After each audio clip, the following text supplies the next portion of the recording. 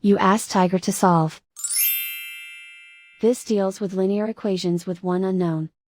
The final result is k equals -6. Let's solve it step by step. Simplify the expression. Expand the parentheses. Simplify the arithmetic. Group like terms. Combine like terms.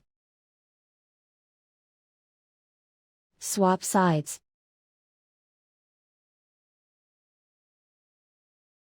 Group all constants on the right side of the equation. Add 56 to both sides. Simplify the arithmetic.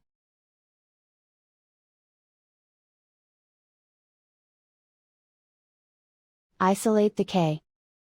Divide both sides by 14. Simplify the fraction.